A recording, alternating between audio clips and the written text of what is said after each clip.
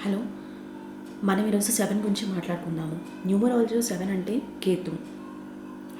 So ఈ 7 number వాళ్ళు ఏంటంటే, అంటే మనం దీనికంటే ముందు ఎపిసోడ్స్లోనే మనం మాట్లాడుకున్నాము 7 అంటే ఆడ్ నెంబర్ అనేసి.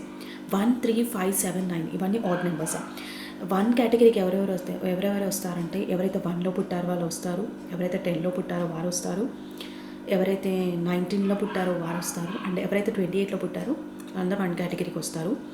అండ్ 3 కేటగిరీకి ఎవరెవరు వస్తారంటే, ఎవరైతే 3లో పుట్టారో వారు వస్తారు, ఎవరైతే 12లో పుట్టారో వారు వస్తారు, ఎవరైతే 21లో పుట్టారో వారు వస్తారు, ఎవరైతే 30లో పుట్టారో వారు వస్తారు.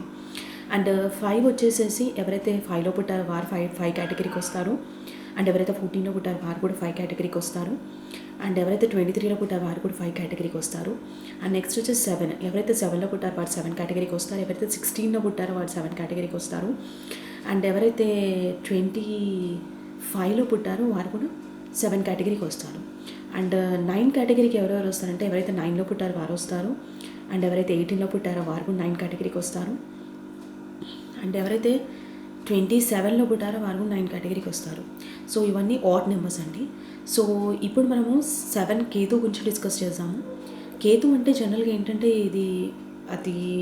ఇది చాలా చాలా డిఫరెంట్ నెంబర్ అని చెప్పొచ్చు అండి. అంటే ఏంటంటే వీళ్ళకి ఎక్కువగా మిక్స్డ్ క్వాలిటీస్ ఉంటాయండి. అంటే ఏంటంటే సాఫ్ట్ నేచర్ ఉంటుంది. ఈవెన్ మెయిల్ నెంబర్ అయినప్పటికీ కూడా వీరు డైరింగ్గా ఉంటారు, అండ్ ఈవెన్ సాఫ్ట్ నేచర్ కూడా ఉంటుంది, కైండ్ హార్టెడ్ ఉంటుంది. అండ్ అంతేకాకుండా ఏంటంటే వీరు చాలా ఫిలాసఫీగా ఎక్కువగా మాట్లాడతారు.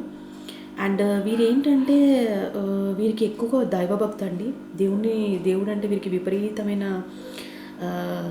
అదండి పిచ్చి. అండ్ వచ్చేసి వీరు దేవుణ్ణి బాగా అంటే వీళ్ళు చాలా వీళ్ళు ఎక్కువగా దేవుని నమ్ముతారండి.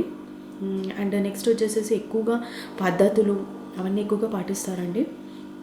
అండ్ వీరు ఏంటంటే ఎవరిని హర్ట్ చేయకుండా ఉంటారండి. అంటే వీరు మ్యాక్సిమం ట్రై చేస్తారు ఎవరిని హర్ట్ చేయకుండా ఉండడానికి.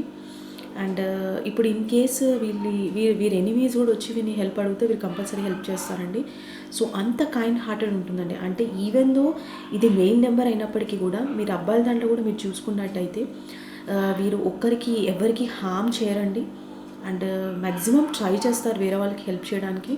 కానీ ఇది న్యూమరాలజీ ప్రకారం ఇది లక్కీ నెంబర్ అని మనం చెప్పలేమండి. ఎందుకు చెప్పలేమంటే వీరు కష్టపడిన దానికి వీరు చాలా హార్డ్ వర్కింగ్ పీపుల్ అండి. అండ్ వీరు కష్టపడిన దానికి ఇమీడియట్గా సక్సెస్ రాదు. అంటే కొంచెం టైం వీరు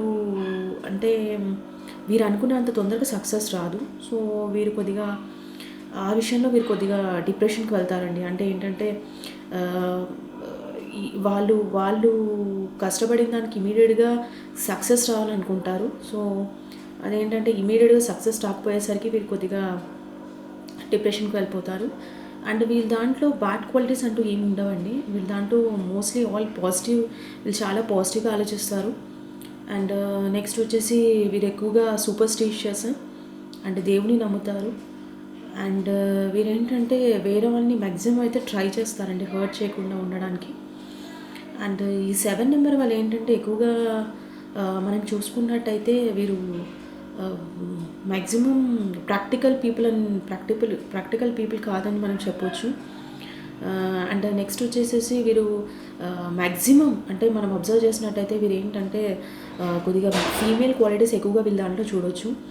అంటే ఏంటంటే కొద్దిగా అమిటేసి సాఫ్ట్నెస్ కానివ్వండి, లేదంటే కైండ్ హార్ట్ కానివ్వండి. సో వీళ్ళు కొద్దిగా ఎమోషనల్. సో ఇవన్నీ క్వాలిటీస్ మనం చూసుకున్నట్టయితే వీరికి మిక్స్డ్ క్వాలిటీస్ ఉంటాయని చెప్పొచ్చు. కానీ ఇది చాలా మంచి నెంబర్ అని చెప్పొచ్చు అండి. ఎందుకంటే